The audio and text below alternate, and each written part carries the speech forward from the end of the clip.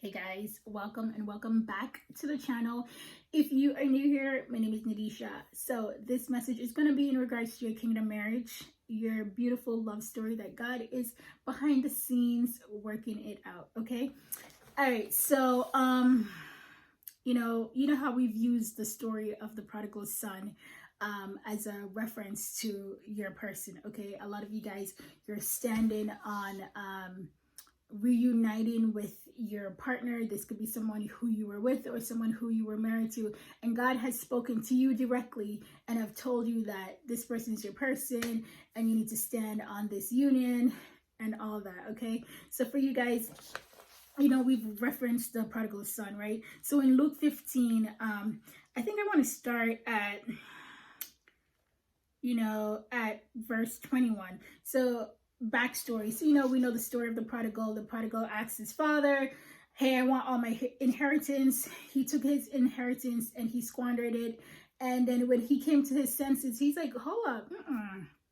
My father, has these servants and I had a place there and I had a good life there. So he decided he was going to go back home. Okay. So in verse 21, it says, the son said to him, Father, I have sinned against heaven and against you. I am no longer worthy to be called your son. Okay. And then the father said, quick, bring the best robe and put it on him. Put a ring on his finger and sandals on his feet. Bring the fattened calf and kill it. Let's have a feast and celebrate. He was lost, for this son of mine was dead and is alive again. He was lost and now he's found. So they began to celebrate. Okay. All right. This is the message, guys. Your prodigal, the person that you're waiting for, the person that you're standing and believing God for, you best believe that your prodigal is getting the best. Okay, your prodigal will be getting the best. Okay, and if you are waiting for a prodigal, then guess who's the best? You are. Okay, let's just break this down. Let's break it down. When the father saw him and they did their little huggy thing, he says, bring the best robe and put a ring on his finger. Marriage ring? No. Okay. And sandals on his feet. Okay. Bring the fattened calf. Okay, listen. All of this is just God's way of just showing his goodness. All of this is just God's way of saying, hey, listen, I'm God. I can do whatever I want, okay? And I'm going to show you what it means to come to repentance to me, okay? I'm going to show you what it means to forgive. I'm going to show you what it means to come back to me after coming to your senses. Come back to me and I'll show you my goodness. Come back to me and I'll show you my grace. Okay, so one of the ways that God is going to show your prodigal, which he favors, male or female, his goodness is by giving him or her you. You are the best. God, the Father didn't say, oh, give him the calf that's on his last leg. The one that wobbles all over the place because it's half dead. No. God says give him the fattest calf, okay? Like the one we've been feeding for however long, okay? And it takes money to get a calf that fat, right? Okay, so they've invested in that calf. And so that's how God is that is what God is going to do for your union, for your marriage. God has invested. Ooh, yes.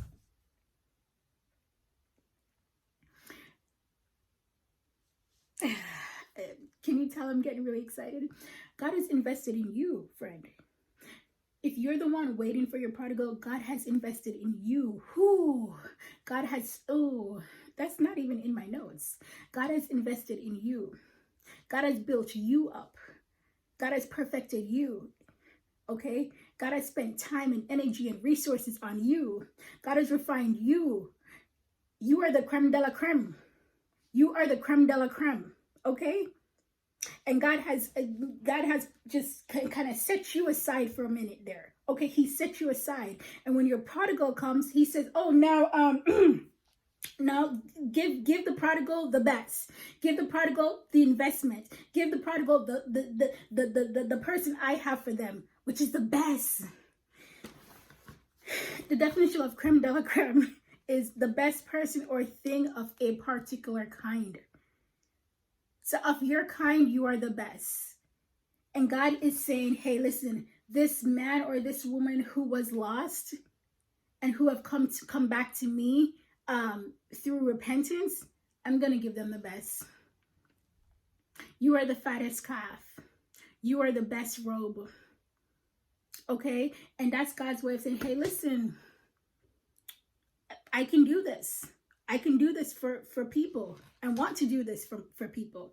So you best believe that you're not just sitting there waiting.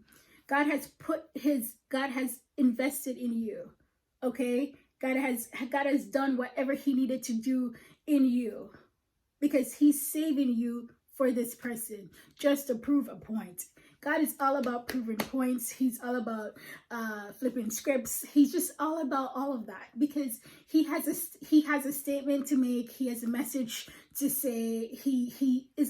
That's his ways. That is how he does his thing. Okay, and yeah, your prodigal is favored, blessed, and highly favored. That man or that woman is blessed because God, like I said, God isn't giving him any regular person. Okay? God isn't giving him any regular woman, any regular man. God is giving your prodigal the best. The person he worked so hard on, okay? The person who he took through he took on a journey. He's giving that person the best. And that is you. Okay, all right, let's continue on. And, you know, they had a feast and they had a celebration. Why does that sound like a wedding to me? Why does that sound like a wedding to me? Okay, they even put a ring on the man or woman. In this case, it was a man, okay? But they put a ring on him, okay? And they had a feast and they celebrated. And it even says that there was some dancing. Okay, there was music and dancing. Sounds like a wedding celebration to me. Okay. It says the older brother was in the field and he heard the commotion and he asked the servant, like, what's going on? My thing is, they didn't even invited him. That was just strange. You know, he had to ask around what was happening. And so anyways, you know, he found out what was happening and he was angry. Like, you know what? I get it. I get his anger was justified. I get it. And whatever. Okay, whatever. And he's like, well, you never give me a calf, you know, so I could celebrate with my friends. And he was saying all that. I'm telling you what I'm getting what I'm also getting is that there's going to be people who are going to be jealous of your prodigal. There's going to be people who is going to be jealous of your prodigal. Because they're going to be like, hold up. This man left and did whatever. This woman left and did whatever and came back and still get the best? What kind of...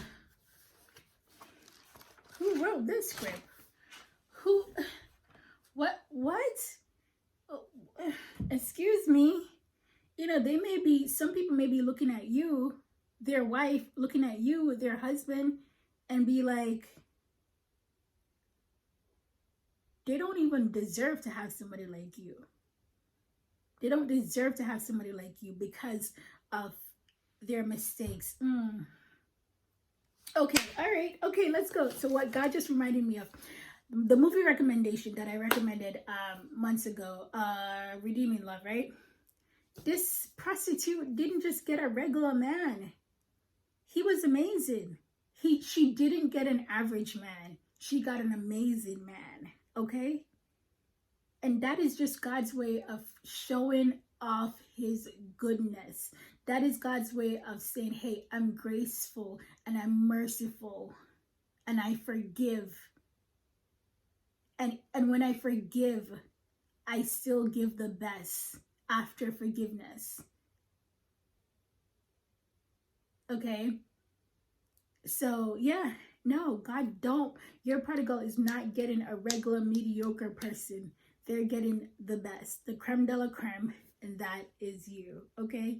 And God has invested in you. He has put a lot of time and effort and resources into you just so he could save you to give to your prodigal.